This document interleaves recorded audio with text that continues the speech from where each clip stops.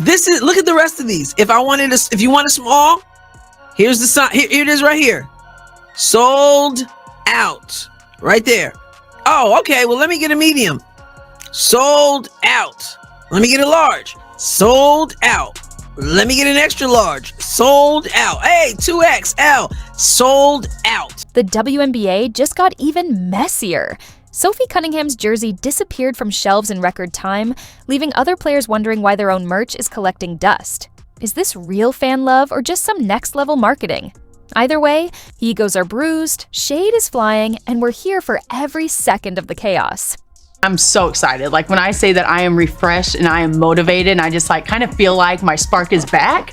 Everyone thinks I've been feisty. You've not even seen the feisty side of me yet. So this should be really fun. Yep, that's Sophie, the one who plays like she's fueled by espresso shots and has never backed down from a challenge. Now, she's taking that fire to Indiana, making one thing clear.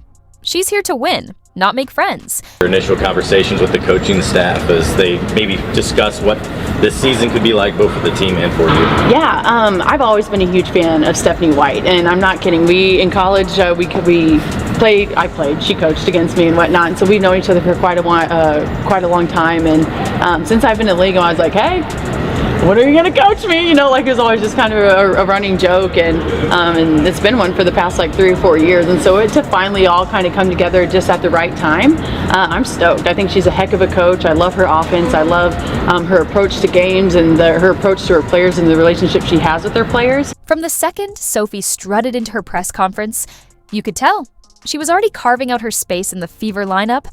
It's only a matter of time before she's staring down defenders, talking trash mid-game, and waving off anyone who dares challenge her on the court. Jersey. Oh, I love this. It's like I'm a rookie all over again. Nervous. Oh. That's great. That's great. Like she's a rookie all over again. I heard Cece laughing at the end, so I guess Caitlin Clark's in the room. Her competitive streak isn't just sharp, it's ruthless. If you thought the Fever were in for a quiet, steady climb this season, think again. Sophie's here to shake things up in the most chaotic, scrappy, fight for every loose ball way possible.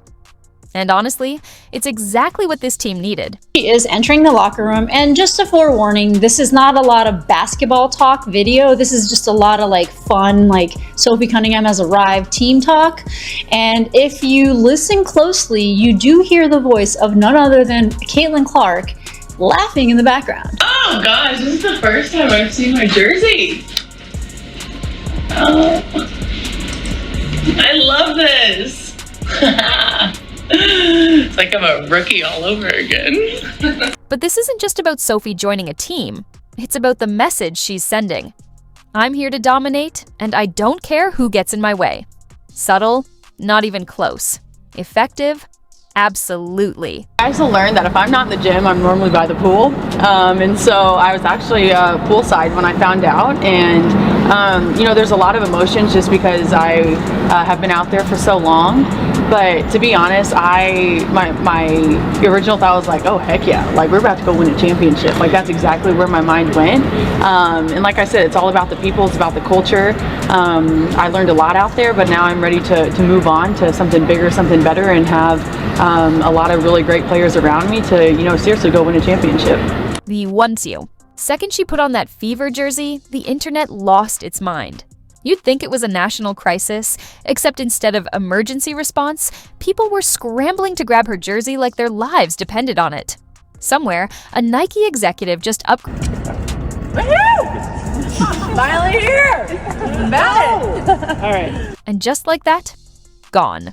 Every single jersey vanished. Inflation? Who cares? Rent prices? Irrelevant. Apparently, there's always money for a Sophie Cunningham Fever jersey. Suddenly, people who've never watched a WNBA game are die-hard Fever fans. Oh, I've always followed the team, says the guy who thinks Tamika Catchings is a new sneaker drop. And it still says low stock, 1 item left. 1 item left, y'all. Sophie Cunningham just showed up in Indy. Hasn't played a game yet. And that commenter wasn't lying. Meanwhile, real Fever fans are sitting in shock. Where were these people last season? Now, the team that struggled to fill seats is selling out merch like it's a Beyoncé tour. Some loyal fan just wanted to upgrade his old Tamika jersey, and now he's in a bidding war with a teenager and an influencer who needs content. And let's talk about the scalpers. The second Sophie's jersey sold out, listings popped up online for prices that could fund a down payment on a car. Some guy probably bought 6 thinking he'd flip them for profit, only to realize that teenage fans will track him down if he even tries.